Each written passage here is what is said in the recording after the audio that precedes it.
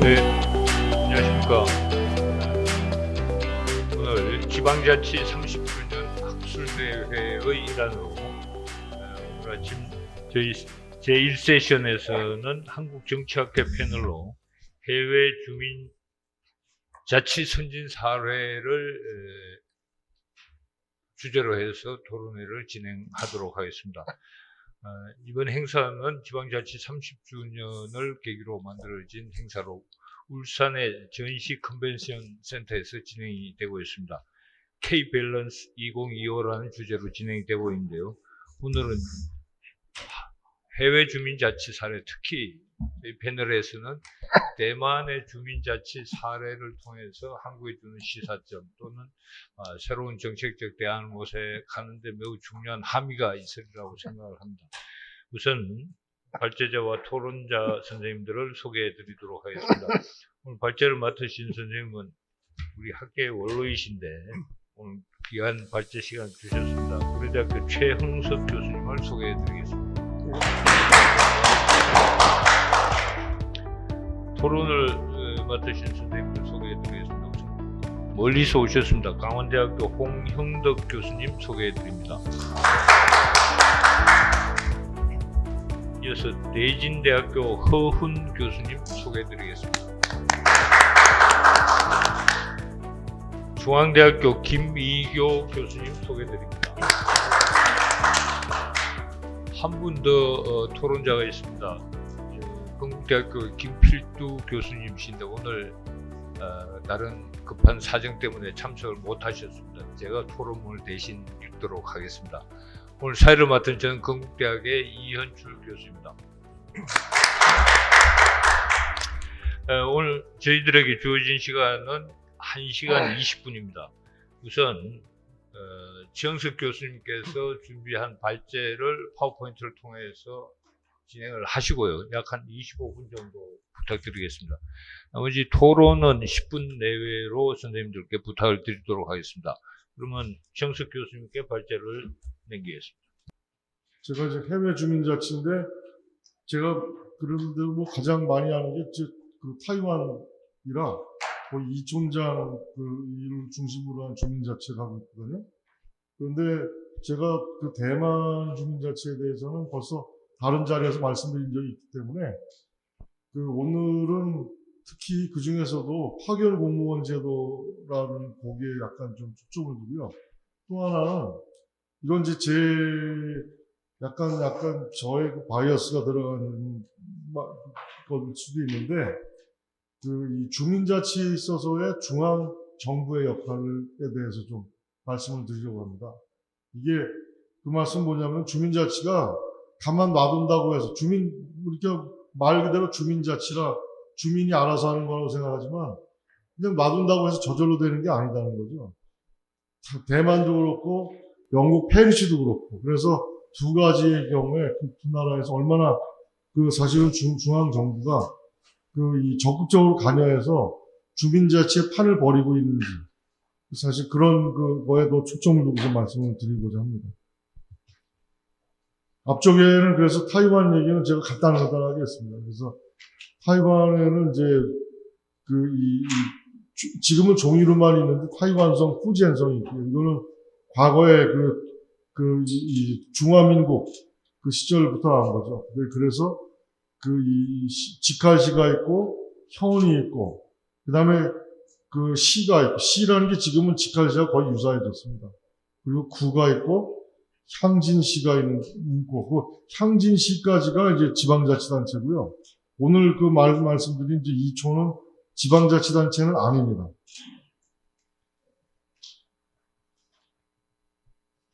그래서 지는 도회형 타운십이고, 마치 우리나라의 읍하고 유사한 것이고요. 그리고 이 리촌이 있는데 향에는 촌이 있고요. 그리고 현할시 구에 리가 있습니다. 그러니까 리장, 촌장이 있는데, 흔히 우리가 리장, 촌장 하니까 시골에 있는 걸로 생각하는데, 아닙니다. 이거는 타이베이시, 까오슝시, 좌간의 타이완 전역에, 그리고 타이완도 한국 못지않게 도시화가 많이 됐어요. 그래서 거기에 몰려 살거든요. 그래서 타이페이에 가도 거기에 다 이장이 있습니다. 우리 동네에. 그래서 무슨 타이완의 리 촌장이 시골에 있다 생각하면 전혀 아닙니다.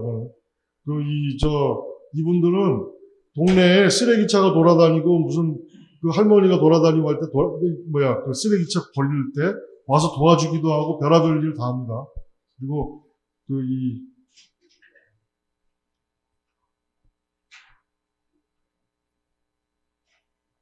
넘어가겠습니다. 리초는 가장 기본적인 지방행정단이다. 그리고 이들은 중요한 건 직접 선거로 선출되고 임기 4년이고, 그리고 연임 가능합니다. 그리고 명예직이지만 사무보조비를 5만 위안 정도, 우리로 치면 이제 타이완이 1원이 45원이니까 한 300만 원 정도 받습니다. 그리고 이촌장 직선 제도는 타이완 독립하면서부터 사실은 계속 있었어요. 그리고 하지만 초기에는 이촌장을 뽑을 때 사람들이 모여서 누구를 리장으로 하자, 누구를 촌장으로 하자 하면은 그 사람을 모시고 이런 식으로 했거든요. 그리고 그분이 고사하잖아요. 그러면은 그 다음 분을 모시고 이런 식으로 했었는데,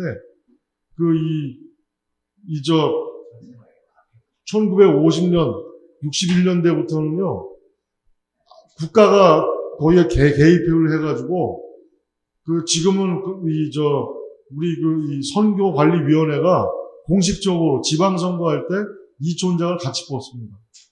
그리고 후보 등록을 해야 돼요. 근데, 하지만 중요한 거는 처음에 지금 하듯이 이렇게 후보 등록하고 뽑고 이런 식으로 시작하지 않았다는 거예요. 사람들이 모여서 누구를 초빙하자 해가지고 추대하고 이런 식으로 초기에는 많이 시작했어요. 하지만 지금도요, 또 우리가 맥락을 보면은 경합을 하지 않는 경우도 많습니다. 혼자 단독 후보로 나와서 나중에 잠깐 도표를 보여드릴 텐데, 그냥 혼자 나와서 이촌장에 당선되는 경우도 많습니다. 타이완은 리촌의 평균 인구가 4,800명입니다. 이게 크지도 않고 작지도 않습니다. 그러니까 사실은 우리가 주민자치라면 조금 더 작아야 되는 거 아니냐 이렇게 생각할 수도 있는데, 여러 가지 적정한 인구에 대한 연구들이 있지 않습니까? 근데 현실적으로 특히 이 지방정부에 대해서 내가 대표하는 사람들의 숫자가 그래도 한 몇천 명 돼. 이러기 때문에 자치단체장들한테 말할 때 힘이 있습니다. 그래서 상당히 어떻게 보면은 우연스러운 일일 수도 있는데 상당히 적정하게, 너무 작지도 않고 그렇다고 해서 힘이 적을 정도로 이렇게 작진 않고요. 그리고 지나치게 크지 않습니다. 여기 보면. 하지만 이런 베리언스는 많습니다. 이 사람들도. 작은 거는 100명도 안 되는 데부터 6만 명 이상 되는 데도 있습니다. 하지만 그게 중요한 게 아니고, 그래도 좌우간에 하여튼 리촌장 선거에서 역할을 한다는 거죠. 한국의 읍면동은 그에 비하면 이제 이 변량이 너무 크죠. 사실은 특히 우리가 수도권에 52%의 인구가 사는데, 대한민국 사람들의 수도권에 보면은 10,000 명 이상, 10만 명 이상 되는 읍면동도 허다합니다. 10만 명이면은 여러분들 미국의 지방정부의 90% 정도가 인구가 10,000명 이하입니다. 10,000명 이하. 그거에 대하면은 우리는 10만 명이 넘는 그런 읍면동이 많으니까 이거에 대해서 주민자치를 하겠다는 게 사실은 좀 굉장히 힘든 얘기죠. 수도권이 사실 52%가 사는데 말이죠. 그 점도 말씀드리고자 하고요. 그 다음에 이제 통리의 경우에 보면은 이 대만하고 비교하면은 우리나라의 통리는 크기가 조금 작습니다. 실은. 그래서 우리가 통리장 중심으로 한 그런 주민자치를 논의하는 경우가 많은데, 저 개인적으로는 약간의 갈등이 있습니다. 그래서 이게 아이디어를 하긴 한데, 주민자치라는 측면에서는 그런데 이 평균이 한 1000명쯤 되거든요. 통리 평균이 한 900명 정도. 그래서 대만은 이거에 비하면 그래도 한 4,000명, 5,000명 되니까 우리나라의 통리보다는 좀 큽니다.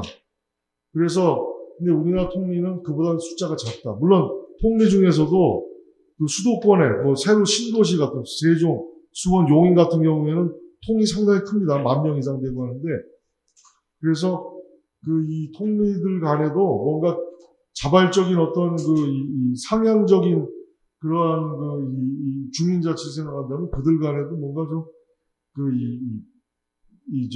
주민자치 단위를 좀 확대하는 그런 경우도 있어야 되지 않을까 하는 그런 생각도 좀 저는 개인적으로 갖고 있습니다. 특히 시골에 가면은 굉장히 작은 그런 이 곳들이 있어서 리가 말이죠.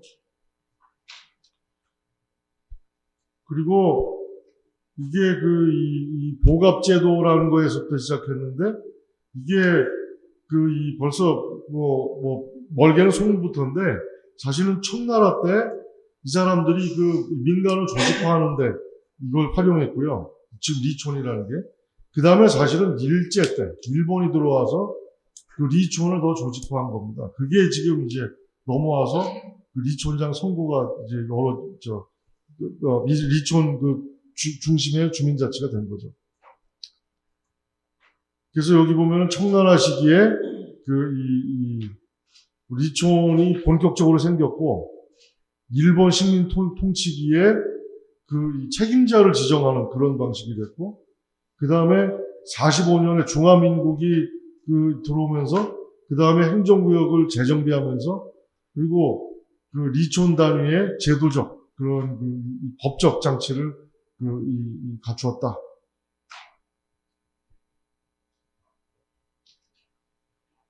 넘어가겠습니다. 70년대 들어서 대만 정부가, 중앙정부가 적극적으로 관여하면서 이 선거제도가 이제 지금의 형태를 띠게 됐다는 것이고요. 마지막 선거가 2022년에 있는데 내년에 대만에서는 지방선거입니다. 제가 한 열흘 전에 대만에 세미나를 갔다 왔는데 지금 이제 지방선거를 앞두고서는 슬슬 분위기가 무르익고 있습니다. 서로. 서로 이제 돌아다니다 보면은 선거는 아니지만 자기 벽보 큰 그런 선전물들이 굉장히 많이 붙고 있고 그러고 있습니다. 내년에 합니다. 그래서 2022년도에는 7,700명의 이촌장이 선출됐습니다. 나이가 약 60세쯤 됩니다. 60세. 제가 얼마 전에 카톨릭 대학에서 특강을 했는데 그때 자치위원들이 상당히 많이 오셨어요. 근데 그분들이 굉장히 적극적이고 질문도 많이 하시더라고요. 제가 그분들이 예를 들어서 지금 현직에 있는 지방 정치인들이요. 지방의원 이런 분들하고의 관계 이런 거 말씀하시는데 사실 제가 그런 얘기를 했어요.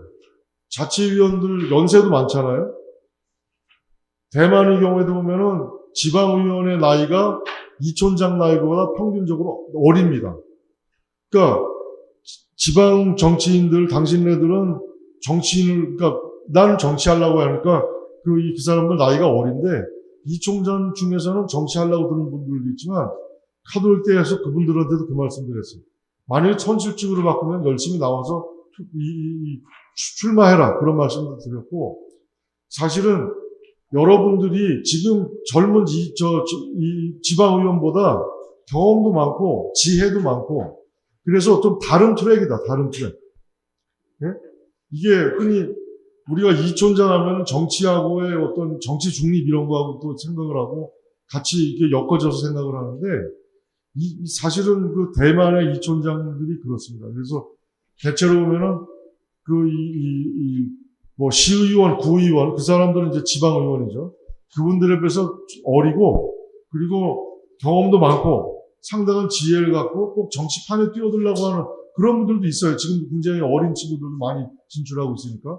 하지만 우리 커뮤니티를 위해서 뭘 하겠다는 그런 사람들이 상당히 많은 거죠. 투표율이 높습니다. 투표율이 60%가 넘어요. 유권자 중에서.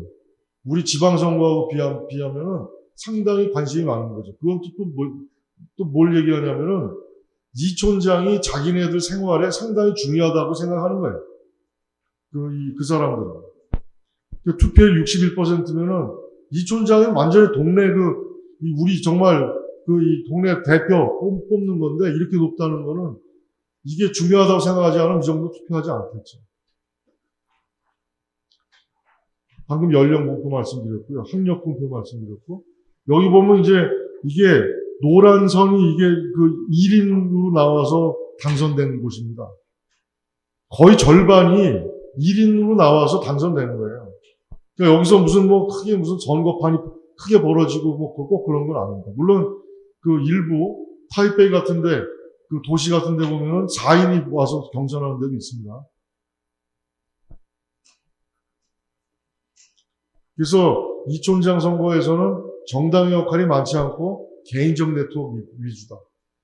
이 중앙 정치에서는 민진당이 총통을 내보냈지만 이촌장에서는 사실 국민당이 숫자가 한 1,500배 더 많습니다. 민진당보다. 왜냐하면 연배가 좀 많은 분들 중에 국민당 계열이 많고 그분들이 사실 이촌장을 많이 하기 때문에 그래요. 역할들이고요. 이거는 이제 보면은 이 동네에서 여러 가지 민원을 도와주는 것, 그리고 이 중앙 사실은 그러니까 사실 어느 정도냐면은 경찰이 와서 자기 스티커 뗐잖아요. 그러면은 경찰한테 직접 전화하기가 뭐하니까 그럼 이촌장한테 전화해요. 나 이런 거 했는데 좀 억울한 것 같다. 그러면 어떻게 나 좀 도와줘요. 그러면 이촌장은 그래도 자꾸 전화했으면 경찰하고 통할 것 같으니까 그 양반이 전화해요. 그런 식이죠. 그래서 대단한 일을 하는 건 아닌데 굉장히 주민 밀착적인 이런 일들을 하는 겁니다. 이거는 하오 야구왕 이 사람은 이제 중국 사람인데 중국에서 펀드를 받아가지고 대만에 대해서 연구를 한 거예요. 넘어가겠습니다. 그래서 타이완의 이촌장은 애들은 파견 공무원이 있습니다. 거기에는 정규직도 있고 계약직도 있는데 숫자가 한 2,000명 가까이 됩니다. 그 숫자를 더 이상 늘리진 않았어요. 하지만 이들에 대한 대우를 더 강화하려는 그런 움직임은 있습니다. 그러니까 이촌 행정처리의 핵심적인 역할을 수행합니다. 이 사람들이요. 파견 공무원에 대해서 좀 더 구체적으로 말씀드리겠다고 했는데요. 예를 들어서 예산을 집행하고 서류 작성하고 정부 정책을 전달한다. 우리 무슨 이 주민자치회 얘기할 때 감사를 더해야 된다 그런 아이디어들 많잖아요. 그런데 여기서는 파견 공무원이 감사 역할을 하는 거예요. 이 사람들이 우리 리촌에 들어와서 예산을 만약에 받아서 뭔가 집행을 했잖아요. 그러면은 이거를 자기 상위에 있는 향이고 진에다 보고해야 돼요. 이 사람들이 그거를 따져서 이렇게 저렇게 잘 썼어요 하고 보고하는 거예요. 감사고 뭐고 이런 게 필요 없는 거예요. 그러니까 여기는 이촌장 여기에 주민자치 조직에서는요 조직이란 게 없어요. 기본적으로 이장, 촌장이 하는 거예요. 복잡하지 않습니다. 그리고 그냥 그 사람들 뽑아서 네가 알아서 해. 그렇게 하고 공무원이 필요한 서류들 만들고 보고를 합니다. 특히 예산 같은 경우에는 그 사람들이 보고하는 거예요. 그래서 코로나19 때 지원금이 나오잖아요.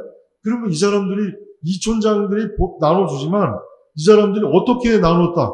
타이완에 지진이 많은데 지진이 나서 문제가 생겼다. 그러면 중앙정부에서 보조금이 나오잖아요.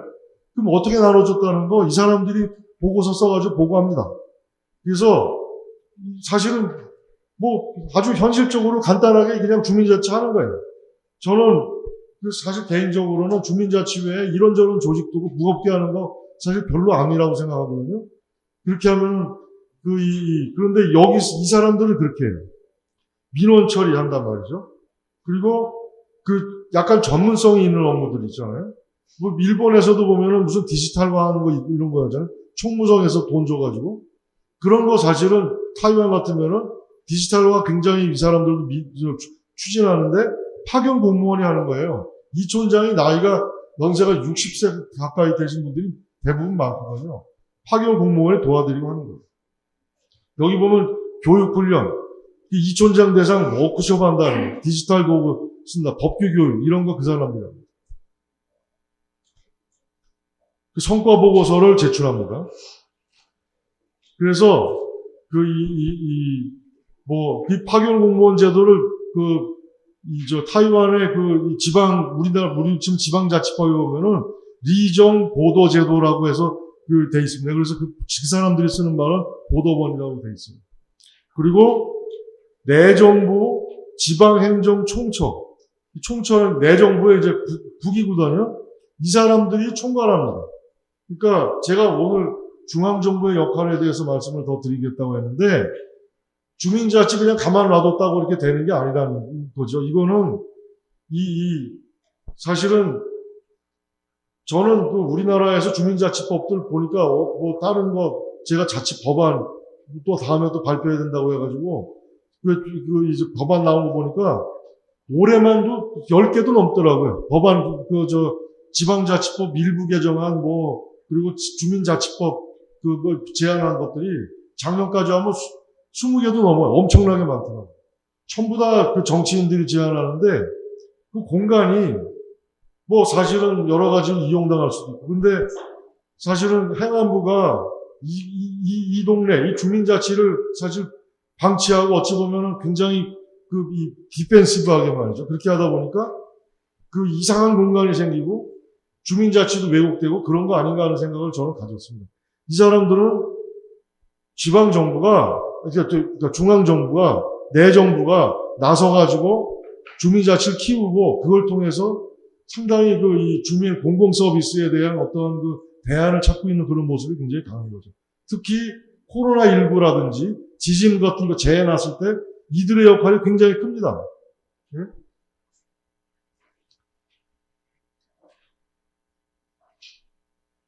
그래서 그 얘기를 제가 도입병가로 해놨고요.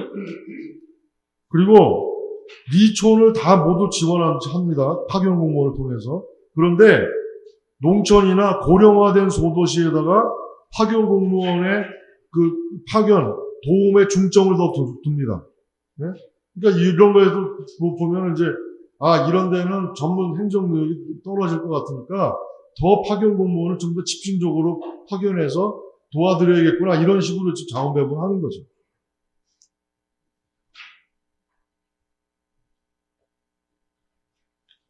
특히 이제 90년대 들어서 파견 공무원 제도가 더 강화됐어요. 그런데 이게 왜 그러냐면은 거기도 지방 소멸이 진행되고 있는 겁니다. 지방 소멸이 되면서 거기에 있는 예를 들어 노인분들이 남아있으면서 리촌장들의 행정 처리는 해야겠는데 도와줄 사람 젊은이는 없고 내가 하기 힘들다. 그런 얘기가 자꾸 나오니까 그거에 대해서 파견 공무원 니네가 더 가서 더 많이 도와라. 그런 식으로 된 거예요. 그래가지고 파견 공무원이 원래부터 있었던 게 아니고 92년도에 까오슝하고 타이난 거기다 시범 사업을 하고 그 다음에 점점 확대시킨 거예요. 그래서 근데 목적은 명확합니다. 관여하겠다는 게 아니고 리촌장의 정치적 독립성을 유지하면서 행정 전문성을 보강한다. 이걸 리둥위가 총통하면서 이걸 도입했는데 명확히 한 거예요. 자기 말로. 네? 이거 니네가 관여하면 안 되고 행정 전문성을 보강하는 그런 목적으로 한단 말이죠. 그리고 고령화가 가속되고 복지 재난 지원 수요가 증가되면서 파견 공무원 제도도 강화됐고 사실은 내정부가 22년도에 보고서를 조사를 했어요. 파견 공무원 제도가 무슨 효과를 내고 있는지. 그래가지고 서베이를 했더니 리촌 사무소의 효율성을 25%, 4분의 1을 향상시켰다. 그리고 파견 공무원들이 행정보조뿐만이 아니고 사실 점점 컨설팅하는 그런 역할을 더 많이 한다는 거예요. 그러니까 우리가 계획을 이렇게 세우는 게 우리 지역을 위해서 더 좋습니다. 제가 이런저런 문제가 있으면 제가 이런 거 저런 거를 상위 정부하고 얘기해가지고 좀 끌어올게요. 이런 식의 컨설턴트가 그런 거 하는 거 아닙니까? 그래서 그런 역할로 더 많이 하고, 파견 공무원의 직업, 정규직도 있지만, 사실은 이 계약직들이 상당히 많습니다. 점점 계약직들을 또 더 많이 쓰는 그러한 추세도 있고요.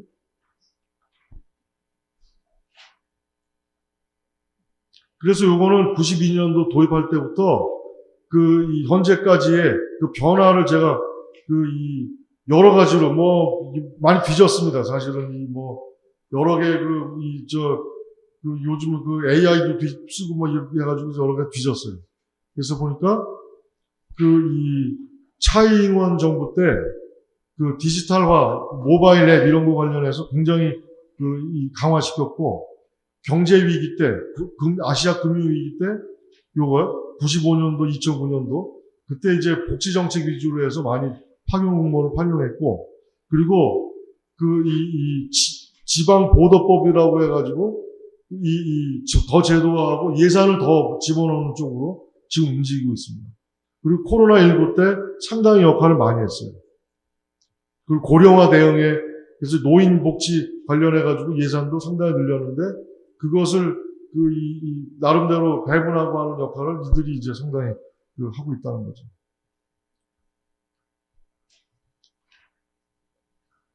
이걸 이제 보고서는 홍콩하고 싱가포르가, 이 사람들이 대만, 홍콩, 싱가포르 간에 지네들 연례 회의가 있는데, 자기네들 나름대로 이제 갖다가 쓴 거예요. 근데 홍콩은 홍콩 맥락대로, 이 싱가포르는 싱가포르대로 대만식으로 쓴 건 아니에요. 주민자치식으로 썼다기보다는 자기네들 지역을 약간 좀 일종의 통제도 하고 공공 서비스도 줘야 되고 이러한 일종의 니즈가 있잖아요. 그래서 홍콩은 순환 배치해서 500명을 지역 연락관리를 뒀다. 그래가지고 홍콩에 민주화 시비 있었잖아요. 그러면서 커뮤니티 지원을 강화해야겠다고 하는 그런 생각을 한 거예요. 그러니까 지원을 통해서 좀 그러한 불만들을 좀 줄여야겠다 그랬는데, 이 사람들은 그걸 가지고 대만의 이런 파견 공무원 제도를 벤치마킹 해가지고 갖다가 쓴 거예요. 그리고 싱가포르는 싱가포르대로 고령화, 다문화, 거기 싱가포르이 다문화 사회니까 그 사람들을 지원하기 위해서 1000명 이상의 그러한 파견 공무원들을 내 정부가 실제로 자기 산하로 둬가, 중앙정부가, 싱가포르이 어차피 도시정부긴 하지만, 그 사람들을 둬가지고 파견하고 있습니다. 그러니까 좌관에 지방을 지원하는 그런 목적으로 그런 걸 두고 있다. 그래서 제가 여기 주민자치, 중앙정부의 관여를 중심으로 해서 주민자치를 좀 보겠다고 제목을 달아놨는데, 대만의 경우에 보면은 중앙정부의 관여가 매우 강하다. 하지만, 이 독립성을 줄이고 이런 게 아니고, 중앙정부가 틀을 만들어준다는 거죠. 그래서 이촌장 선거도 중앙선관위가 하고요. 제가 얻은 데이터가 다 중앙선관위에서 받은 겁니다. 지금도 가보시면은요, 중앙선관위에 가면은 이 별의별 데이터가 다 있어요. 리총장 선거 관련돼가지고. 그리고 지방정부는 리촌의 경계조정이나 조직 관련 협조 권한만 보유하지 리촌은 놔두게 돼 있어요. 오히려 중앙정부가 딱 나서가지고 이거는 우리가 어찌 보면 내가 관리한다고 하니까 지방정부가 할 일이 없는 거예요. 리촌장에 대해서. 오히려 그렇게 나가는 그런 측면이 있다. 그러니까 주민자치조직이기도 하지만 리촌이 중앙정부의 하부 행정단위로 기능한다. 코로나19다, 지역소멸이다 하면은 이 지방정부도 중요하지만 리촌장에다가 먼저 그런 부탁도 하고 이러한 측면이 있다는 거죠. 제가 영국을 끌어들였는데, 영국 제가 있는 페리시가 영국에 지금 가면은 교구도 여전히 있습니다, 페리시가. 근데 이건 시빌 페리시입니다. 시빌 페리시는 우리가 무슨 역사는 기독교 성공회 거기서부터 나왔다고 하지만, 페리시 착각하면 안 되는 게 이거는 그냥 지방 정부예요. 지방 정부는 아니죠. 정부는 아니지만 그냥 지방 다음입니다. 페리시는 무슨 교회하고 이런 거 상관이 없는 거예요. 자꾸 교회하고 연관질 필요 없습니다. 그리고 중앙 정부가 이거는 법을 만들어서 페리시 어떻게 관리한다는 걸 다 만들었어요. 영국이 의외로 굉장히 중앙 집권적화된 나라입니다. 영국은 독일이나 무슨 프랑스나 이런 거하고 전혀 달라요. 그 웨스트민스터 시스템이라는 게 어마어마하게 중앙집권적인 체제예요. 착각하면 안 됩니다. 저는 그거 자꾸 이렇게 어떻게 된다고 생각하는데, 저는 그러니까 제 얘기가 아니고 사실 그렇지 않습니다. 웨스트민스터 시스템은 굉장한 하이어라키컬 시스템이에요. 그 밑에 있는 게 페리시고, 제가 5분 만에 끝내겠습니다. 그래서 페리시의 설립, 해산, 세금 부과 권한, 활동 범위 이런 것들은 다 중앙정부의, 이게 디파트먼트 말이 긴데, 여기 승인을 받아야 됩니다. 그리고 이 권한의 최종 통제권이 중앙정부에 있다. 페리시는 잉글랜드에만 있습니다. 스코틀랜드, 노스 아일랜드 여기 없습니다.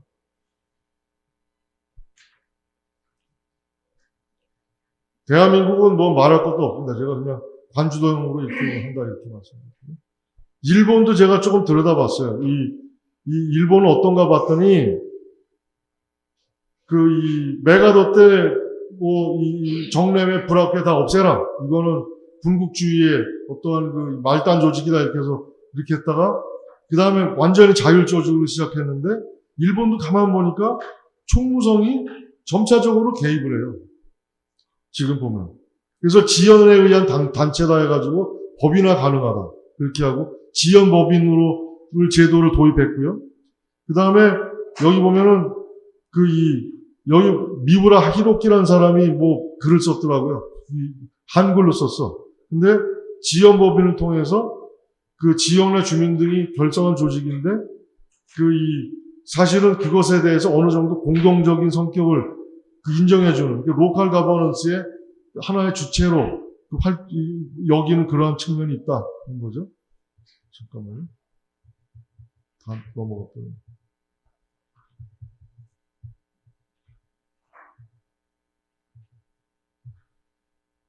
그리고 90년대 이래로 고령화가 진행되고 가입률이 자꾸 떨어지는 거예요. 일본의 경우에.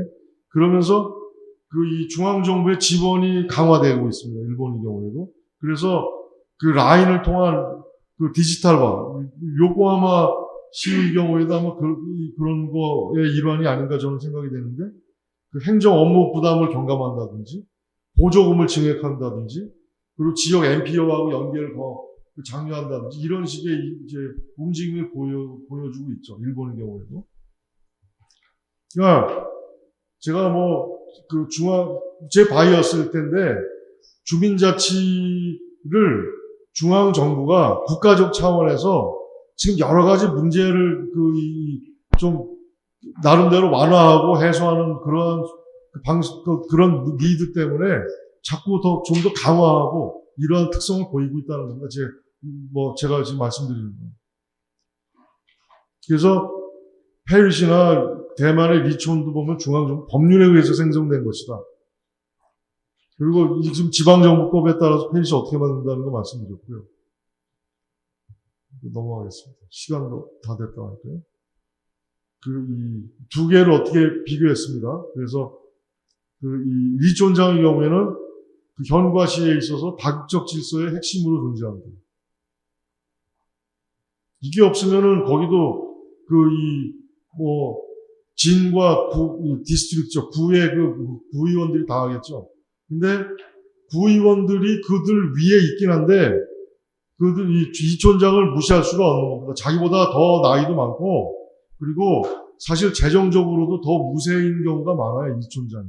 동네에서 그래도 내가 꽤 사업도 좀 하고 하니까 내가 커뮤니티를 위해서 뭐 좀 해볼래. 그런 사람들이 많거든요. 제가 4개를 비교했습니다. 페리시하고 리촌, 정례회, 자치회 및 정례회, 그리고 한국주민자치회.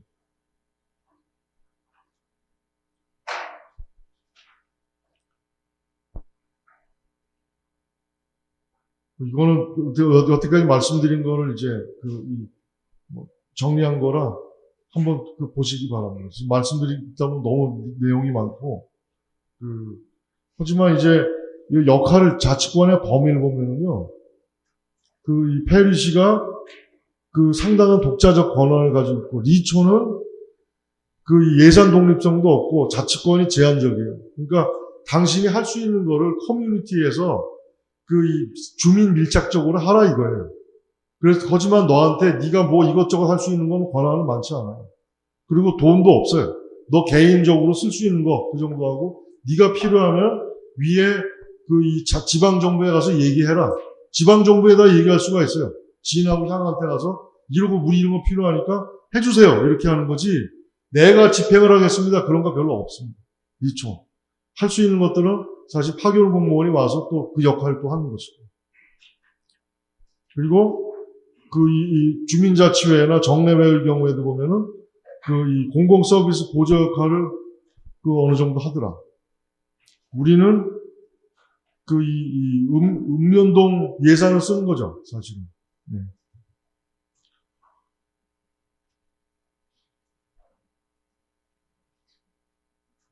우리 경우에는 이제 중앙정부가 법률적 수단을 통해서 주민자치 조직을 생성할 수밖에 없는 그러한 기본적으로 지방 체제가 그렇게 돼 있다. 그래서 우리는 시스템 와이드로, 범 시스템적으로 움직이는 원래 그런 시스템을 갖고 있는 나라거든요. 그러니까 어디 가서 누가 주민자치 조직을 상향적으로 만들었다. 그거는 불법 조직이고 있을 수가 없는 얘기. 어차피 법률을 통해서 해야 되는 나라고. 그 다음에 대만, 일본 사례에서 볼 수 있듯이 고령화, 지역 소멸 등의 상황에 적극 대응하기 위한 방법으로서 주민자치 조직에 대한 중앙의 지원을 확대할 필요가 있다. 다만 하향적 통제와 지원의 차이에 유의할 필요가 있다. 이거는 좀 중앙정부의 지혜가 필요한 대목이 아닌가 싶습니다. 그리고 대만의 경우에 보면 고령화 대응, 민방위 및 재난 대응. 지금 중국하고 문제가 뭐 심각하잖아요. 그 사람들도 야 이거 어떻게 전쟁 나면 어떻게 하지 이런 걱정들 하거든요. 그 주체가 뭐냐면 이 촌장이 하는 거예요. 뭐 문제가 생기면 어디로 도망가야 되고 이런 얘기 그 사람들이 하죠. 예. 코로나19, 디지털화 이런 거에 대한 역할을 사실 강화시키고 있다.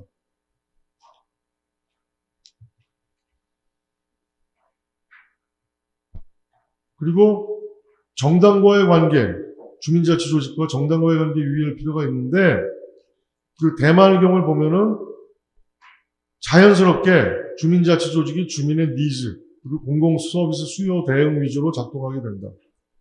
그런 것 같더라고요. 그리고 평균 연령이 높고 또 다만 요즘에 보면은 젊은 친구들이 또 진출합니다, 요즘에. 그래서 실은 지방 정치에 있어서 어찌 보면 주민 위주의 새로운 포스로서 이런 주민자치 조직을 대표하는 사람들이 생겨날 수 있다. 연령도 많고 지혜도 많고 그리고 사실 금전적으로도 상당히 우위에 있는 예? 지금 지방 정치인들 보면은 그 사람들은 보통 비서하던 친구들이 많거든요. 한 20, 30%쯤 되고, 그리고 사실은 정치 지향하면서 사실 특별한 여유가 많지 않은 사람들이 상당히 많은데, 주민자치의 대표, 리촌장들 보면 그런 사람들이 아니에요. 이 사람들은 지방에 가면 농장도 하고 있고, 자기 회사도 갖고 있고, 이런 사람들이 많거든요. 그러니까 오히려 개인적으로 보면 우위에 서 있는 그런 경우도 많아요. 그리고 나는 그런 거 필요 없고, 나는 이 동네에서 사실 좀 하지만 폼도 좀 내고, 주민도 좀 돕고, 사람들한테 좀 존중도 받는 거 이런 거 좋아. 이런 사람들이 많단 말이죠. 그리고 어린 친구들은 생활정치에서 출발해서, 나는 커뮤니티 서비스하고 나중에 이 동네 국회의원 할까 이런 친구들도 꽤 있더라. 그래서 한국에 있어서 저는 이제 위에 첫 번째 블렛을 보면은 정치적 가치의 차원에서 주로 접근하는 시대가 점점 저물고 있고, 고령화, 지방소멸, 팬데믹과 같은 위기의 도래에 급격히 변화한 환경에 있어서 국가 운영의 기묘한 수단으로서 주민자치에 주목하는 성향이 또 있다. 심지어 일본도 보니까 그런 것 같다. 일본도. 그들이 총무성이 다시 이거 꺼져가는 가입률 떨어지고 있는 자치회나 정례회의 지원을 자꾸 드리고 디지털화 어쩌고 라인을 써서 어떻게 하는 그런 거 하는 거 보면 이 사람들 그 생각을 갖고 있다는 거죠. 그리고 대만도 당연히 그러고 있고 지금 그 보도법을 통해서 더 강화시키려고 한다. 예산을 자꾸 늘리려고 한단 말이죠. 그래서 한국에서 주민자치도 보면 21세기 중후반 국가형 스테이트 빌딩 차원에서도 접근할 문제다. 그러니까 좀 이 정신 차렸으면 좋겠다. 중앙정부. 그런 생각이 들었습니다. 네, 발표 마치겠습니다.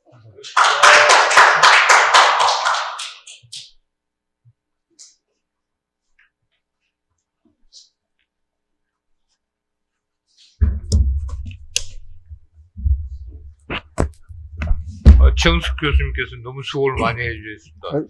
시간 많이 남았습니다. 시간이 좀 지났는데요. 그러나 저희들에게 주는 함의가 매우 많은 것 같아서 중간에 자르지를 못했습니다. 그래서 토론자 선생님들께서는 한 5분 정도씩 일단 1라운드를 한번 토론을 하도록 그렇게 하겠습니다. 먼저 홍영덕 교수님 모시도록 하겠습니다. 알겠습니다. 예, 안녕하십니까. 강원대학의 홍형득입니다. 사실 이 자리는 주민자치에 관한 이 한국의 덕후들이 앉아있는 자리라 참 토론하기도 어려운 그런 그 자리인 것 같습니다. 그래서 제가 우선은 우리 최영석 교수님 쓰신 거를 읽어보면서 이해를 한 대만의 주민자치를 제가 제 나름의 해석을 한번 해보고 또 최 교수님께서 하신 접근 방법 중에서 좀 더 보완을 하면 좋겠다는 이런 생각이 드는 이런 부분들 말씀드리면서 여기 한국의 어떤 그런 주민자치에 대한 어떤 그 조건들 이런 것들은 여러 번 논의를 했지만 제 나름대로 몇 가지 강조를 하는 측면에서 말씀을 드리는 이런 순서를 갖도록 하겠습니다. 시간이 5분이기 때문에 우선은 우리 사실 대만의 주민자치에 관한 거는 우리 최 교수님이 유일하지 않은가 싶어요. 그래서 저는 이 자료를 읽으면서 비로소 대만의 주민자치에 대한 어떤 그런 공부를 많이 하게 됐다고 생각이 됩니다. 그래서 특히 대만의 주민자치의 핵심이라고 할 수 있는 이촌장의 어떤 그런 직선제라든지 또 파견 공무원제 같은 건 굉장히 독특한 것 같아요. 그래서 한편으로는 일반적인 어떤 그런 주민자치로서의 어떤 이해하기는 상당히 이 자체만으로는 굉장히 어려운 어떤 그런 부분인데 이런 것을 어떻게 주민자치로 녹여가고 있는지 하는 이런 부분들이 흥미롭고 재미있었던 것 같습니다. 그래서 그런 부분들을 제가 이해를 했었고 또 한편으로는 이제 영국, 일본, 한국, 대만을 이제 비교를 했다는 측면입니다. 그래서 이 부분은 어쨌든 우리가 이제 이해를 할 수 있기로는 각각의 나라들이 보면 굉장히 다양합니다. 역사가 매우 다른 역사적인 경로를 가지고 있고 정치적인 체제가 매우 다른 어떤 그런 국가들인데 이들 국가들이 중앙집권과 지방분권이라는 보편적 과제를 어떻게 풀어가고 있는가를 입체적으로 분석을 하셨다 저는 이렇게 생각을 합니다. 거기서 여러 가지 어떤 그런 좋은 그리고 특히 그 한국에서 우리가 지향해야 될 모델이 어떤 건지 또 타산 지역으로 삼아야 될 것이 무엇인가 하는 이런 부분들에 대해서 정리를 하신 것을 제가 잘 읽었습니다. 그리고 대만의 어떤 그런 주민자치의 구조와 운영의 특징들을 보면 말씀을 많이 하셨습니다만은 어쨌든 주민들의 직접 선거로 선출된 이촌장들이 그러니까 이 촌장의 어떤 그런 역할이 최하위 행정단이라는 점이죠. 그래서 그리고 이제 이런 정부와 주민의 어떤 그런 연계하는 행정 연계형 모델이라는 측면. 그 다음에 주민자치가 상급 기관의 행정 지휘를 받는 하급 하위 조직이라는 점이고요. 또 이 파견 공무원 제도를 통해서 자치의 전문성과 현장의 대응력을 확보하고 있다는 이런 점이 제가 이해한 대만의 주민자치의 이제 특징이라고 할 수 있는데 이런 부분으로부터 제가 어떤 긍정적인 면과 부정적인 어떤 그렇게 한정적인 한계를 몇 가지 말씀드리면, 어쨌든 긍정적인 점은 높은 민주적인 어떤 그런 그 선거제도를 통해서 정당성을 확보하고 있다는 이런 점이고요.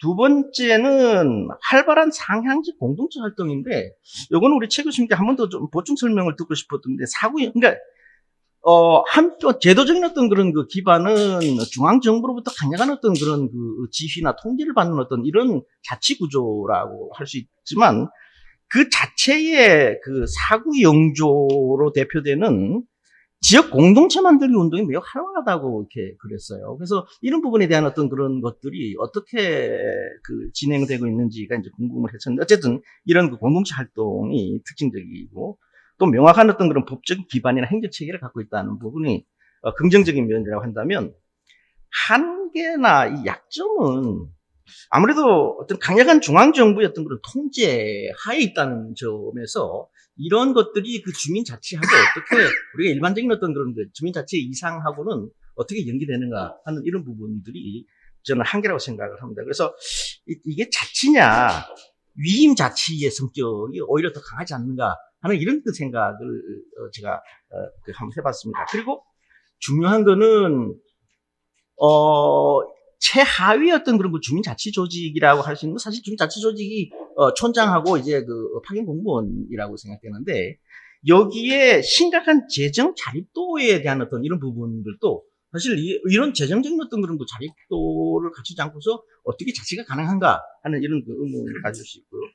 그 다음에 그 기초단위 촌리의 어떤 그런 그 기능적인 한계, 뭐 예산뿐만 아니라 어쨌든 스스로 할 수 있는 부분이 어디까지인지가 그러니까 중앙정부의 어떤 뭐 통제를 받지 않는 스스로 할 수 있는 부분이 어디까지인가 하는 이런 부분들이 제가 좀 의문을 가졌던 이런 부분입니다. 그래서 이런 그 대만의 어떤 그런 그 자치 한계를 저희가 이해를 하면서, 한편으로 그 최 교수님께서 이제 말씀하셨던 이런 그 부분 중에서 저는 이제 이런 부분도 있다고 생각을 해요. 우리가 어떤 국가 간의 비교를 할 때 지금 어떤 법적인 지위나 대표 선출이라든지 자치권 범위나 재정 권한, 상급기관의 통제, 법적 성격 같은 이런 어떤 그런 그 행정과 주민자치 간의 어떤 그 관계 요소, 어떤 제도적인 어떤 그런 그 요소를 중심으로 이제 분석을 했는데, 우리가 일반적으로 많이 얘기하는 직접 민주주의 요소들이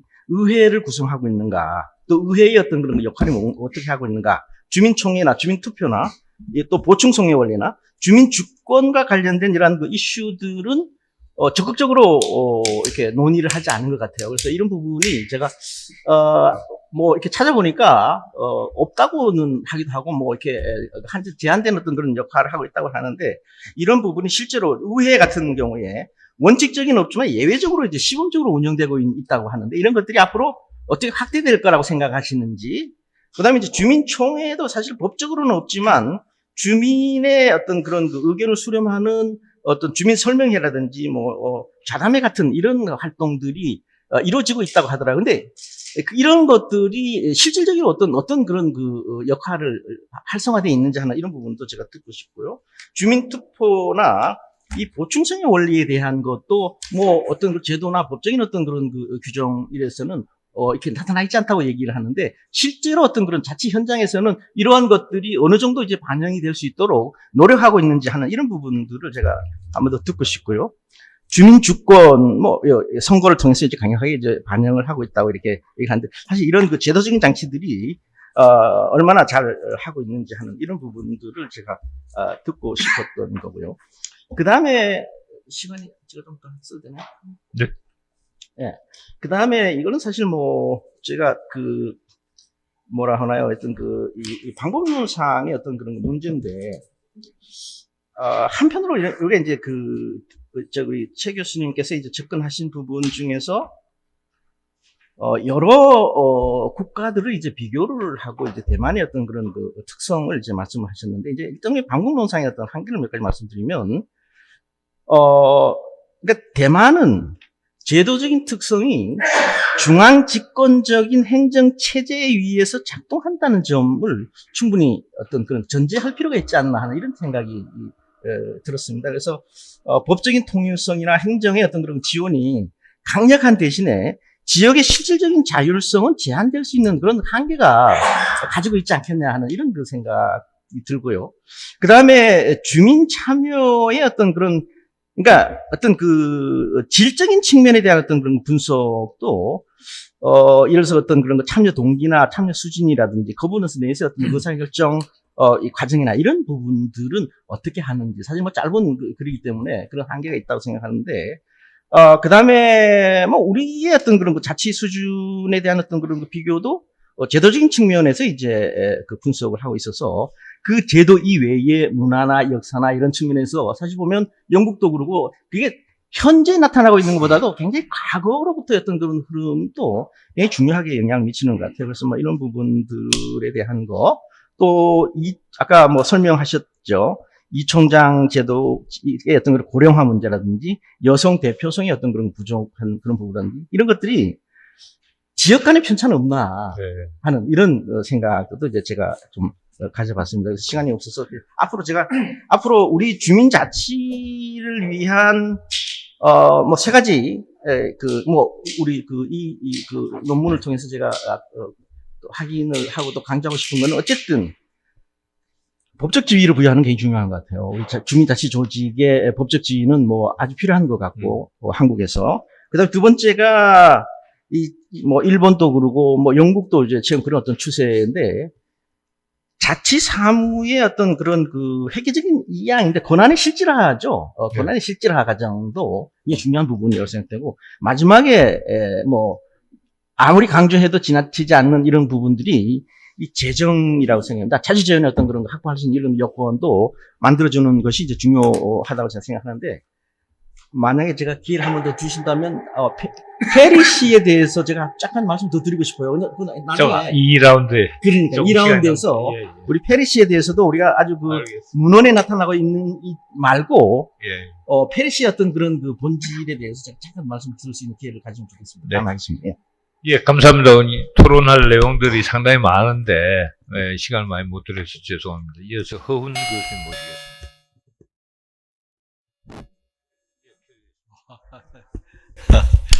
예, 뭐 효율적으로 시간을 써야 되는 상황이네요. 이제 법제화 논의가 많이 되고 있는데 아쉬운 것은 주민자치 현장을 일종의 로컬리즘으로 보고 있는 법안들이 전부다 이런 생각을 갖게 됩니다. 잘 아시지만 주민자치 현장인 우리 풀뿌리 사회 최소 조직인데 그거 자체를 대상화하고 심지어는 권력에 의한 내부 식민지로밖에 보지 않는 그런 발상하에서 이제 법제화 논의가 되는 것을 무척 안타깝게 생각을 하지요. 특히 여기가 정치학회이기 때문에 그런 논의를 좀 드려봤습니다.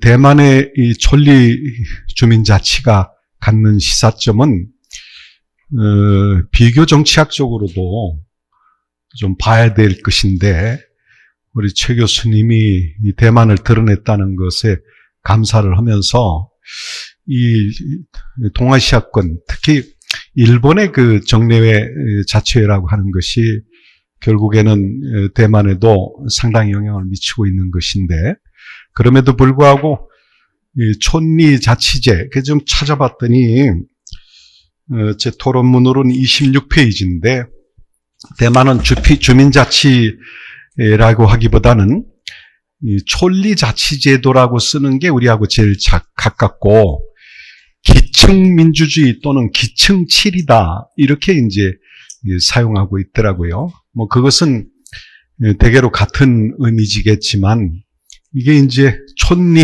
자치제도가 갖는 스펙트럼 또는 규모가 어떤 경우는 우리 그야말로 리의 규모하고 같은 것도 있고 읍면의 규모하고 같은 것도 있고 물론 동보다는 작습니다만은 그런 상황이 돼 있어서 우리 식으로 보면 리에서도 자치가 있다 이렇게도 볼 수 있는 구역이 있고 우리의 읍면 작은 동 정도의 자치 단위하고 유사한 그런 면도 보이고 있는 것 같습니다. 그러나 해석을 우리 최 교수님은 이 논문을 이제 생산자니까 국가의 개입이라든가 파견 공무원 제도로 얘기하신다고 그랬지만 저는 이제 이 논문의 소비자로서 살펴보면 이것이 가지고 있는 함의가 다른 쪽에서도 볼 수 있을 것 같아요. 그래 제가 함의를 먼저 얘기하기보다 이번 기회에 대만의 지방자치에 관련된 주민자치에 관련된 것을 몇 가지를 찾아보니까 26몇 페이지 첫 번째 논문 같은 경우에는 이것 때문에 좀 땀 좀 흘렸습니다. 이제 대만을 잘 모르기 때문에 대만을 공부한 사람한테 보여주고 이게 맞는 얘기인가 하는 검증도 좀 대부분 받아봤는데 이런 거죠. 첫 번째 논문 양중텐 이 사람이 쓴 거는 최전선 민선직인이라는 점을 논제로 해서 이것이 지방자치를 떠받드는 핵심적 구조임을 대만 학자가 스스로 얘기를 하고 있는데 다만 위치는 핵심이지만 기능은 위기다 이런 얘기죠. 기능인 위기라는 말을 이제 쭉 찾아들어가 보니까 이게 과거에는 지방자치의 기층으로서 중개기능, 토대기능을 했지만 최근에는 그 기층 민주주의 자체가 좀 약화된 게 아닌가. 그래서 좀 개선해야 되겠다. 이런 생각을 하고 있어요. 근데 그 개선해야 되겠다는 점에 이제 중앙정부가 일률적으로 설계하고 행정사무를 거기다 던져놓고 그래 놓고는 시민사회하고 연계가 부족되는 점 이런 것들이 이제 도드라지게 드러내고 있는데 그래서 이제 다른 걸 찾아보니까 이제 분명히 이 대만의 천리자치제도도 결국에는 대만도 이제 여러 가지 외교 안보 위기 상황도 있고 또 찾아보니 우리가 2025년 합계 출산율이 0.78이었지만 대만은 0.80이더라고요.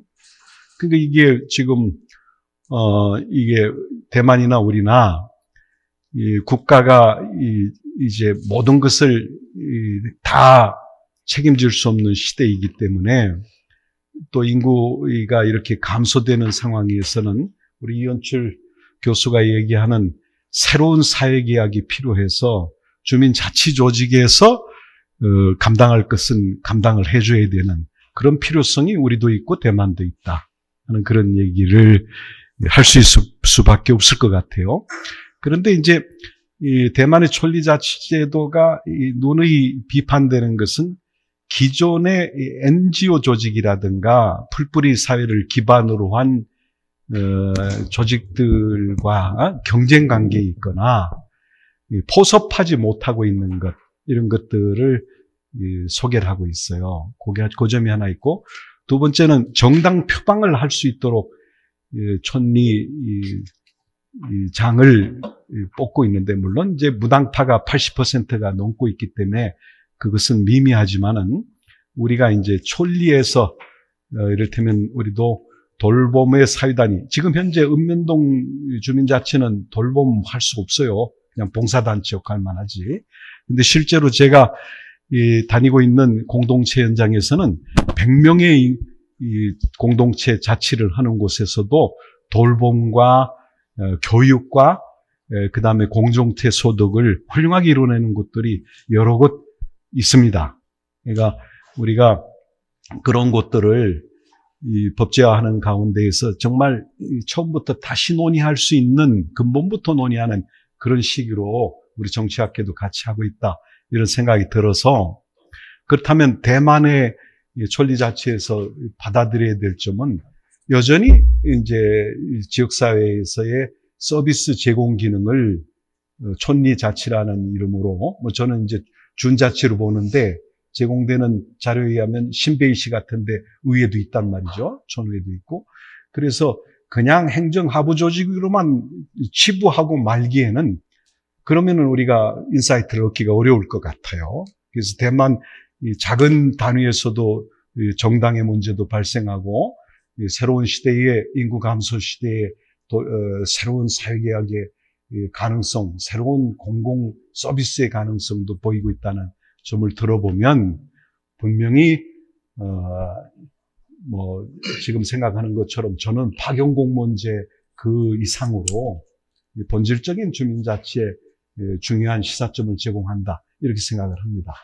짧으니까 이것밖에 말씀 못 드리겠네. 예, 감사합니다. 허웅 교수님께서 거의 논문급 토론문을 작성을 해주셨는데 시간 관계상 매우 아쉬움이 많다는 말씀드립니다. 김인규 교수님 부탁드리겠습니다. 예, 오늘 정석 교수님께서 발표하신 대만 주민자치제도 이장과 촌장 선거제도 중심으로 한 발표 내용 사례 잘 들었습니다. 이번 발표의 그 토론을 통해서 대만을 비롯한 해외 주민자치제도에 대한 이해를 깊게 할 수 있어서 개인적으로 감사드립니다. 그럼 시간을 굉장히 조금 제한돼 있고 제가 발표 준비해온 시간하고 조금 차이가 있기 때문에 빠른 속도로 준비된 원고를 좀 읽어 나가도록 하겠습니다. 읽어 나가기 전에 지금 저희들 저 옆방에서는 그 자치법에 관해서 많은 지금 토론을 하고 있더라고요. 자치법이 이제 그 조례나 이런 것들에 대한 건데 아마 그 주민 자치에 대해서도 아마 자치법이 아마 행안부 쪽에서도 강화 쪽으로 지금 발표하는 걸로 이렇게 지금 제가 원고를 보고 있는데요. 그래서 저희들이 자치법을 주민들의 그 자치 활동에 대해서 어떻게 그 행안부가 대응하는지도 한번 관심을 가지고 주민자치를 또 해나가야 되지 않겠나. 발표 원고는 자치법에 관해서는 그 행안부 과장이 와서 발표를 하는데 아마 여기 행안부의 정책으로 위반되지 않을까 하는 그런 생각도 하고 거기 잘못되었을 경우는 조금 더 우려점도 나타납니다. 예, 제가 오늘 발표 토론 순서는 주민자치의 일반 원칙과 간체형 주민자치 그리고 행정적으로 정치적으로 그리고 우리나라에서 그리고 결론을 말씀드리겠습니다. 토론 노지를 먼저 말씀드리면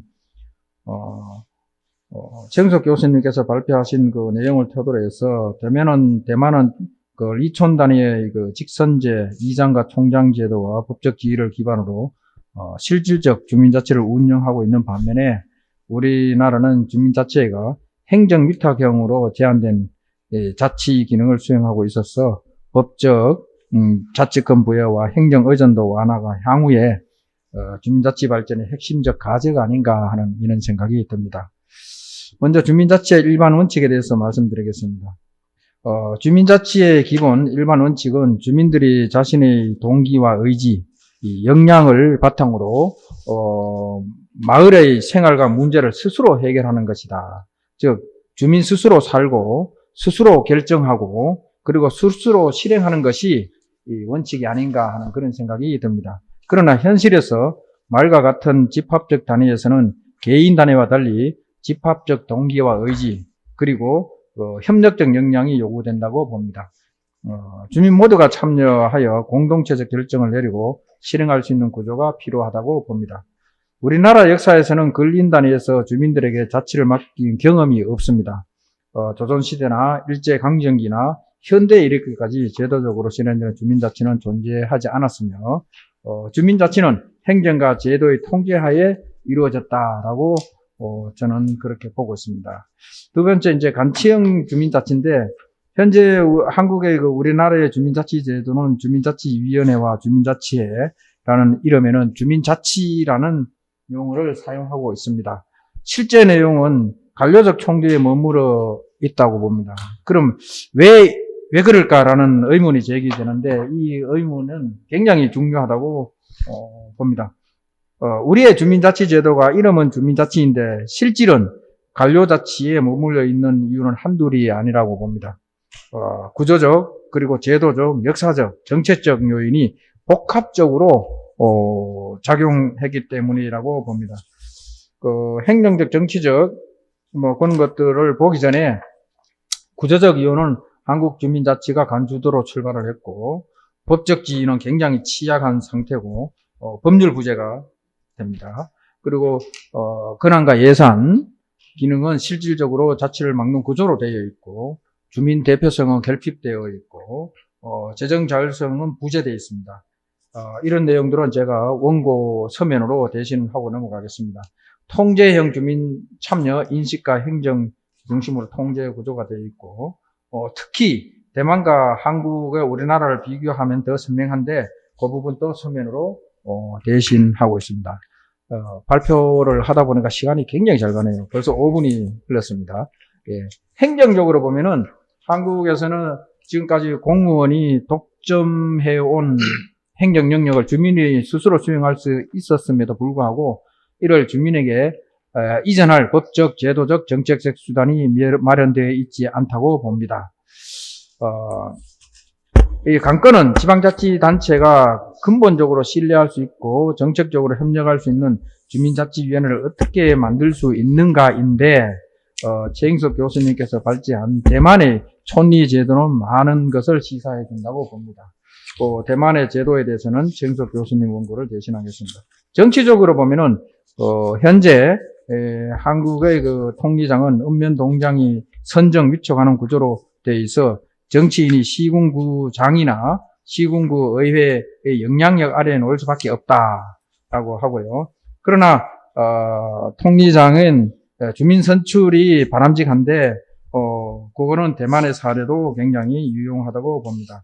그래서 마지막으로 우리나라에서 보면은 현재 한국의 읍면동에는 한 명의 공무원이 여러 통리를 업무를 담당을 하고 있습니다. 그 역할은 순수히 행정 목적에 국한되어 있고 이러한 구조에서 통리의 지원 역할까지 부여하는 것은 가중한 행정 부담을 초래하고 있습니다. 따라서 대만 사례를 참고를 해서 통리회로 재편하고 통리장을 주민이 직접 선출하는 하되 공무원이 행정 지원을 담당하는 그런 제도로 하면은 행정적 안정성을 확보할 수 있지 않겠나 하는 생각이 됩니다. 결론적으로 말씀드리면은 주민이 선택하고 책임지는 진짜 자치로 가야 되지 않겠나 하는 생각입니다.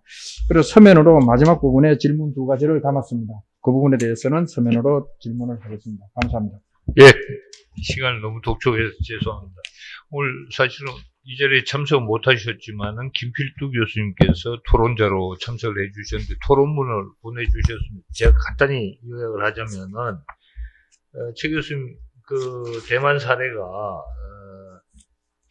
선출직 직선 주민 대표와 그다음에 파견 공무원 제도라고 하는 제도 융합형을 잘 보여주셔서 크게 도움이 됐다는 말씀을 하셨고요. 특히 풍부하고 구체적 실정 데이터, 그다음에 민주성과 전문성의 조화라고 하는 요 핵심 딜레마에 대한 해법을 주고 계시다라는 말씀을 하셨고, 그다음에 선명한 비교 분석과 정책적 함의 도출에 매우 유용했다라는 말씀하셨습니다. 질의사항이 있었습니다. 3가지인데 첫 번째 지원과 통제의 경계, 특히 파견 공무원 제도의 이중성 문제에 대해서 문제점을 제기하고 있습니다. 지원이라는 명분을 통해서 통제 메커니즘으로 작동할 우려는 없는가라고 하는 점을 말씀을 해주셨고요. 2번째로 탈정치화의 가능성 대 지역 권력의 고착화 문제를 제기를 해주셨는데,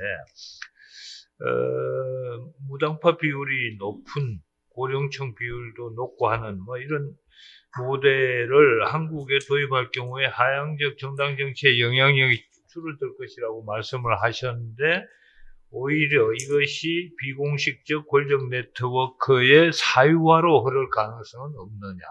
그래서 권력의 고착화, 특히 연고주의와 결합할 때 그럴 가능성이 농후해 보이는데 어떻게 판단을 하시느냐의 문제 있고, 3번째는 한국적 적용의 어떤 현실성과 관련돼서 제도적 정합성의 문제를 말씀을 하고 있습니다.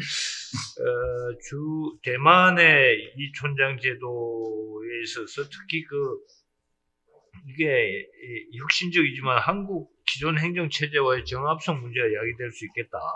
특히 대만의 리촌의 인구 규모 면에서 한국의 통리보다도 더 큰 도시 지역의 행정동 수준에 가까운데 만약 통리 단위로 이 제도가 도입된다면 파견 공무원 수가 매우 많아질 것이고 이러한 그 비용 부담으로 연결되지 않겠냐라는 말씀이 있으셨고요. 또 그다음에 읍면동 단위에 도입한다면 이미 존재하는 읍면동장과 주민자치와의 이 역할 중복, 권한 갈등이 불가피하지 않겠냐라는 질문이 있었습니다. 김필두 교수님 말씀은 여기까지 정리를 하고요. 저 플로어에 이 무림의 고수들이 많이 계신데 전 회장님, 저 플로어에서 질문하실 분들 우선 기회를 좀 드리겠습니다. 네.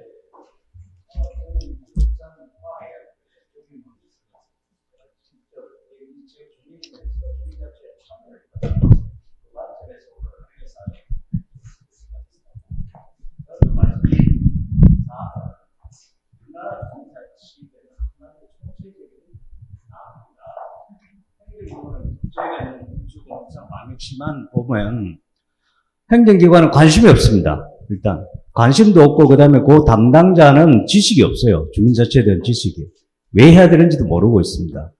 그다음에 주민자치에 참여한 사람들의 면면을 보면 물론 다른 시도 다른 그 도심에 있는 동은 잘 모르겠지만 저희가 있는 읍면동 같은 경우에는 관변단체 거기에 있는 단체장이나 거기에 있는 핵심 인원들이 참여하다 보니까 이거는 한마디로 이야기하면 지역 토호들이 노는 그냥 장소예요. 그래서 제가 거기에 참여를 해서 몇 개월 활동을 하다가 저는 활동이라는 게 제대로 하자 그 원칙이었습니다. 저 쫓겨났습니다. 그 토호들한테. 그래서 제가 그러고 나서 또 2년 후에 갑자기 주민자치위원회를 전화를 시켰어요. 제가 주민자치를 할 때 300명의 주민들한테 일일이 서명을 받아서 주민자치를 전화를 시켰는데 자기들이 한 20명 남짓한 위원들이 전화를 시켰어요. 그래서 제가 법제처에다가 유권 해석을 해달라고 했습니다. 그런데 법제처에서도 지자체를 그냥 내려버리더라고요.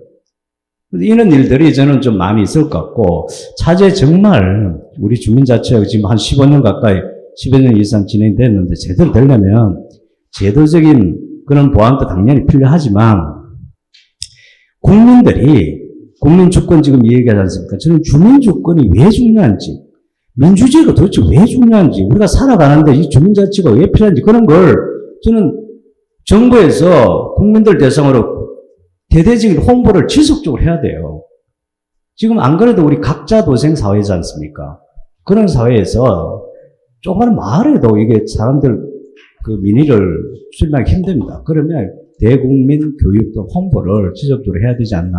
물론 이제 자치법도 수정하고 개정도 하겠지만 그런 부분들이 좀 많이 앞서야 되고 여기 계신 우리 교수님들이 그에 대한 이론적, 학문적 그런 걸 좀 백업을 많이 해서 하루빨리 주민자치가 좀 정착됐으면 좋겠어요. 네, 예, 감사합니다. 주남이 권재진입니다. 네, 감사합니다. 권재진 교수님 좋은 말씀 감사합니다. 이어서 우리 일선에서 뛰고 계신 전미 회장님 날카로운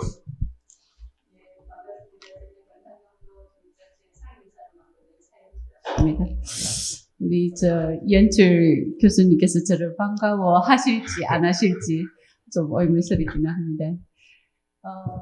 저는 사실 우리나라 주민자치가 과연 이루어질 수 있을까 없다라고 생각을 하는 한 사람이고요.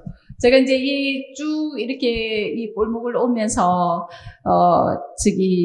지방의회에 대한 그를 토론을 하기도 하고 이러던데 거기에도 불만이 좀 많은 사람입니다. 저 같은 경우 일전에도 제가 정치학계에서 연출 교수님하고 그런 얘기를 했습니다만은 사실 우리나라 주민자치가 잘 이루어진다라면 또한 권력의 행포를 하고 있는 지방의회는 없어도 된다라고 생각하는 한 사람이고요. 사실 오늘 교수님들의 그 대만 사례 이런 걸 잘 들었습니다. 제가 이제 대만에 주민자치에 갔다 온 한 사람으로서 부러운 점도 사실은 있더라고요. 거기에서는 아주 시골 동네에 좀 전에 말씀하셨던 것처럼 촌장들이 이렇게 그걸 하고 거기에 기업이 그 후원을 하면 그 기업은 세금을 많이 감면해줘서 그 지역이 살아날 수 있도록 그렇게 하는 제도들이 있더라고요. 그런 점은 우리가 또 대만자치에서 배워야 되지 않을까 그렇게 생각을 하고 그러니까 젊은이들이 그 지역을 다시 회계에서 돌아오는 그런 현상을 보기도 했습니다.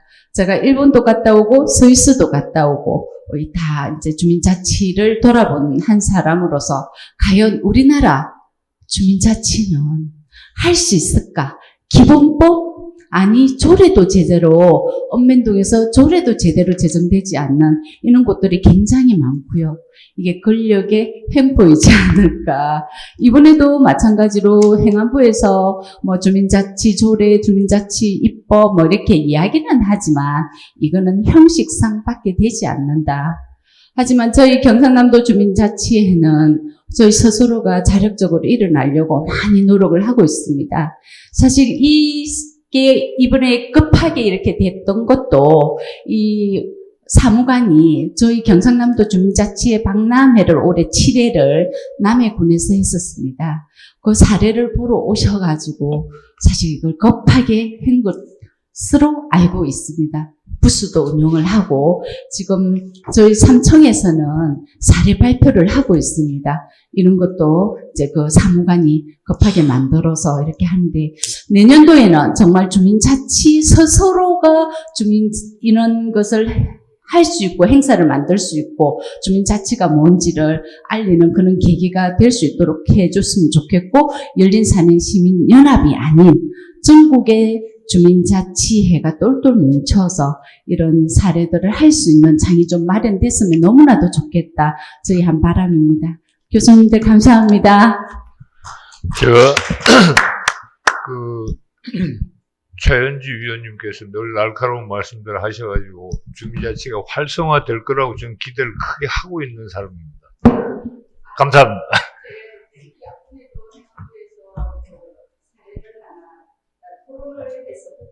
네.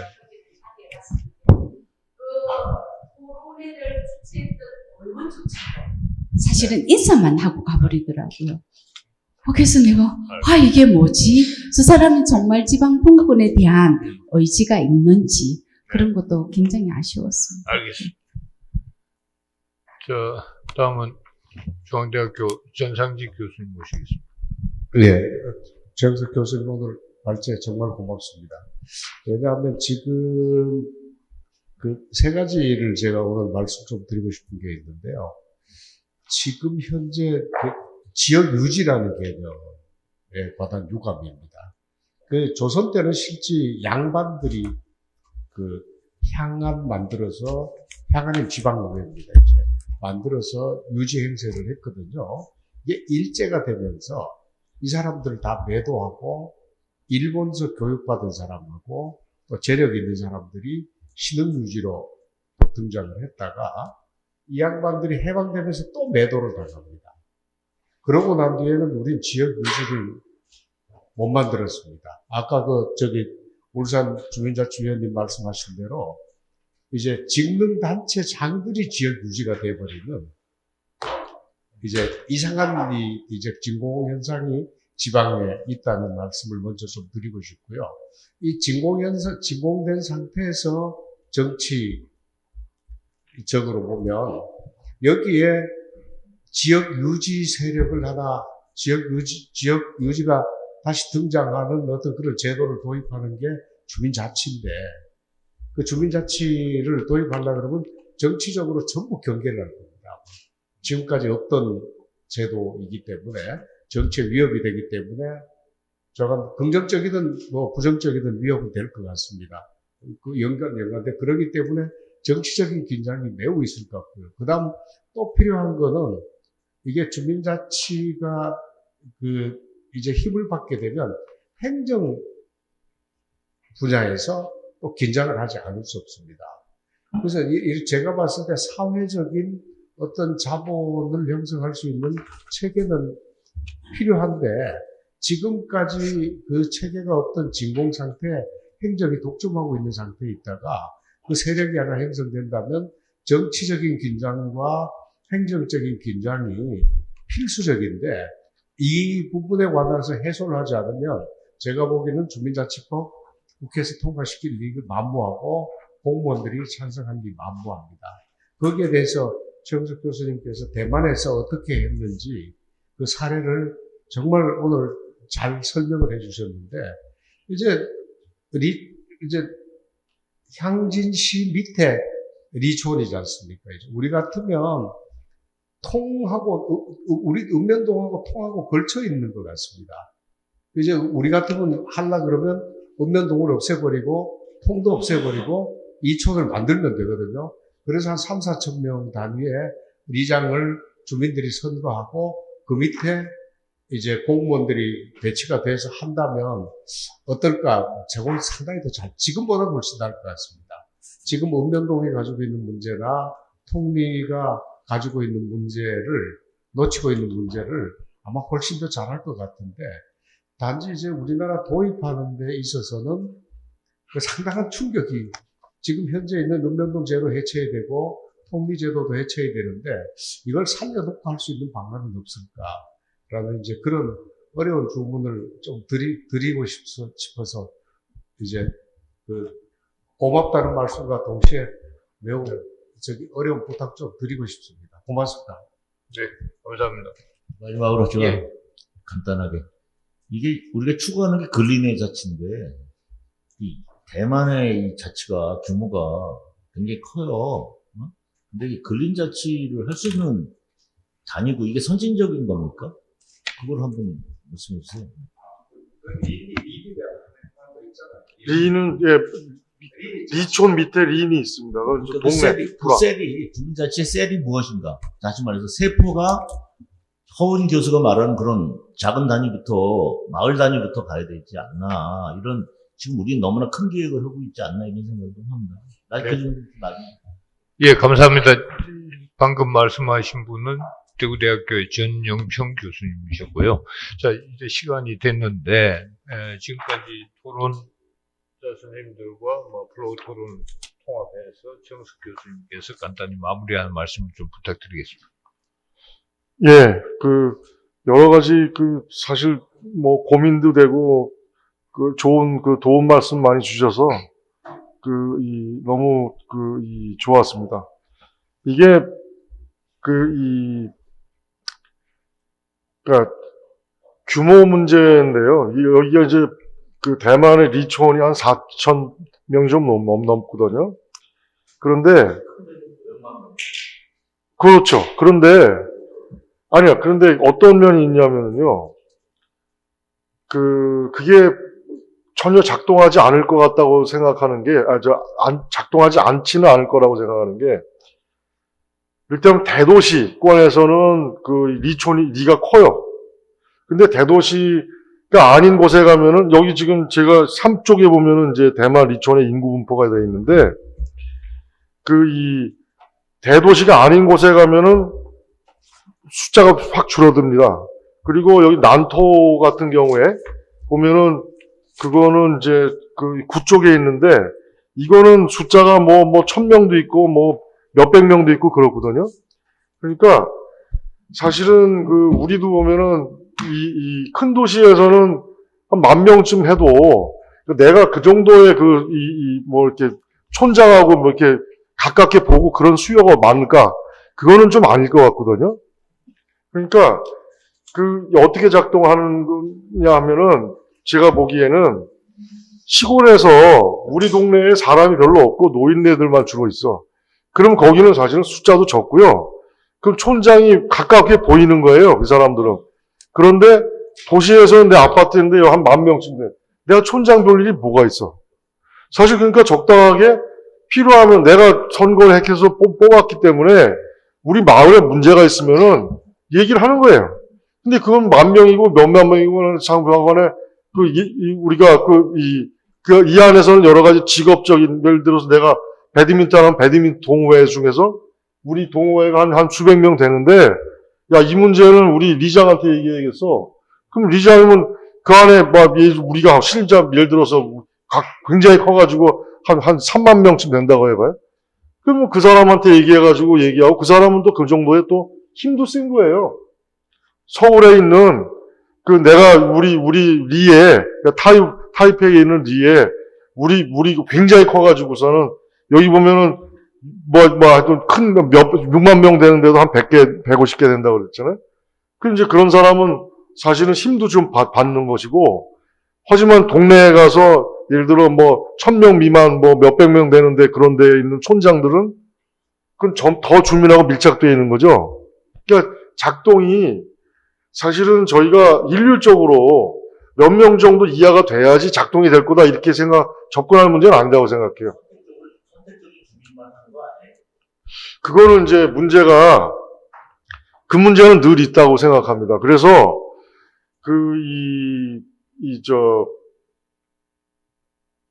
한때, 그 사람들 이제 회의단이라고 해가지고, 약간 좀 이렇게 지역에 이 검은 세력, 이 사람들하고 좀 이렇게 연계되어 있다고 하는, 그래서 실제로 보면은 제가 아는 대만의 공무원들은 이 촌장 이 제도에 대해서 이렇게 좀 떨떠름한 분들이 꽤 많더라고요. 근데, 그리고 그런데 지금은 분위기가 상당히 긍정적인 쪽으로 움직이고 있는 거 아닌가, 저는 그렇게 생각해요, 오히려. 공무원들이 그걸 좋아할 리가 없죠. 사실은 그렇게 긍정적으로 얘기를 하지 않는데, 오히려 이제는 근래 특히 이 차이잉원이라든지 지금 와서는 코로나19 이런 거 있잖아요. 그리고 지역 소멸, 그리고 무슨 여러 가지 있으니까, 이 대만의 리초는 행정단위인 성격도 상당히 많아요. 그러니까 그들을 활용해서 뭔가 해야겠다. 그러니까 완전히 세포 조직으로. 그래서 그런 측면도 있고 하니까 점점 이제 유용성도 많아지는 거예요. 한때는 이 제도 없애야 되는 거 아니냐는 얘기가 대만 국회에서 한번 발의가 돼서 논의된 적이 있어요. 제가 그 문건을 본 적이 있거든요. 지금은 그런 얘기 없어졌습니다. 그리고 유튜브 같은 거 보시면은 상당히 이 유용하고 젊은이들이 점점 많이 참여하고 그렇다. 새로운 바람이다. 이런 식의 논의가 더 많아지고 있는 걸로 저는 알고 있습니다. 자치라는 게 저는 이제 이건 좀 제 바이어스인데, 주민들이 모여서 얼마나 자치를 하겠느냐 하는 생각을 전 갖고 있거든요. 그래서 자치를 할 수 있는 그러니까 중요한 거는 얼마나 폴리센트릭한 그런 구조가 생기냐. 지금은 읍면도에 가면 동장청하잖아요. 그런데 지금은 보면은 거기에 나름대로의 다극적인 구조가 있는 거예요. 그래서 이 촌장이, 이장이, 향장이 무시를 못하는 거죠. 그 사람들. 근데 내가 향장이지만 제가 본 난토의 향장, 이 사람은 석사 받고 동네에서는 한데 비교적 나이가 이제 예를 들어서 한 60대 이런 분인데, 촌장인데 이 사람은 그 동네에 농장을 큰 거 갖고 있거나 사업체를 좀 갖고 있거나 이런 사람이거든요. 그 사람 무시하면 내가 떨어져요. 내가 향장 선거에서. 그러니까 서로 그런 관계가 있는 거죠. 그리고 내가 무슨 부의원, 시의원인데 그 사람한테 부탁해야 되는 거예요. 그리고 그런 점이 있습니다. 그래서 자연스럽게 어떠한 약간 좀 다극적인 그러한 측면이 생겨나는 거 아닌가, 그런 생각을 갖습니다. 제가 너무 긍정적인 얘기를 하고 있는데. 주민총회 없습니다. 아주 일부 빼놓고는 리촌에는 주민총회 없습니다. 그냥, 예. 저는 그거에 반대합니다. 주민총회가 있어야지. 예를 들어 페리시도 인구 1000명 이하에서는 그러니까 카운슬을 1000명이 넘는 거에서 카운슬을 만들어서 카운슬이 작동하지, 1000명 미만 되는 데에서는 무조건 아니죠. 총회를 하라고 하거든요.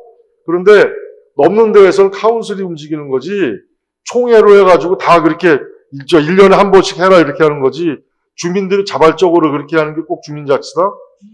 저는 핵심은, 저는 핵심은 일단 얼마나 죄송합니다. 폴리센트릭하게 가느냐. 예, 죄송합니다. 여기까지 하겠습니다. 교수님 보시기에는 네. 지금 한국이 네. 형식적으로는 읍면동장이 정치 중립으로 법정 규정은 되어 있습니다. 예. 중립은 되어 있지만 실질적으로는 제가 보기에는 정치 중립은 형식만이고, 대만의 리촌장은 외려 정치 참여를 하게 해놨지 않습니까? 예. 그 둘 중에서 어느 쪽이 더 바람직할 것 같습니까? 최소한 리촌장은 그 자기 위에 있는 향장이라든지 진장이라든지 그 사람들 말을 들을 필요가 없어요.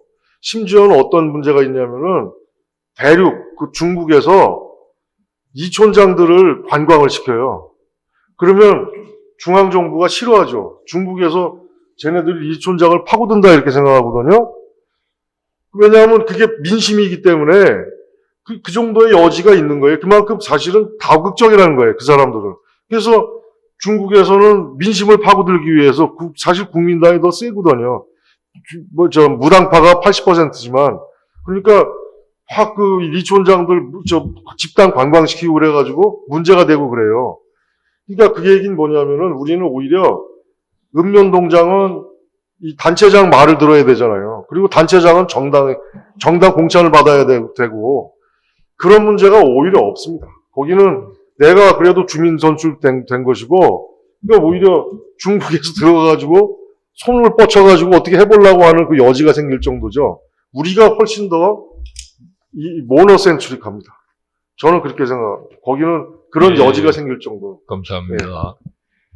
그 대만 제도가 그 직선 선출직 주민 대표와 지원 공무원 제도의 결합 형태다. 그러니까 하나의 민주성과 전문성을 통합한 모델로서 오늘 새로운 모델을 소개를 해주셨는데, 하여튼 그 대만 제도를 어떻게 한국적으로 그러니까 키워드는 그런 것 같습니다. 민주성을 어떻게 보완할 것이고 또 주민들에게 많은 부하가 걸려 있는 그런 전문성을 보완하는 제도적 장치를 어떻게 강구할 것이냐. 이것은 우리 현실에 맞는 제도적 대안을 새롭게 모색해야 되지 않겠냐 그런 생각을 하고 있고요.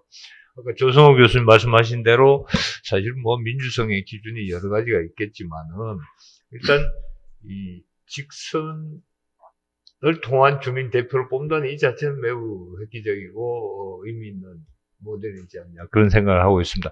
하여튼 오늘 정숙 교수님께서 우리 학계의 원로이심에도 불구하고 직접 대만 사례를 소개를 해주셔가지고 저희들이 매우 많은 공부가 됐다는 말씀을 드립니다. 오늘 프로의 여러 선생님들 끝까지 자리를 해주셔서 감사하고 오후 패널에서도 또 해외 사례들이 이어지기 때문에요. 관심을 가져주시면 감사하겠습니다. 그럼 이 패널을 여기서 마치도록 하겠습니다. 고맙습니다.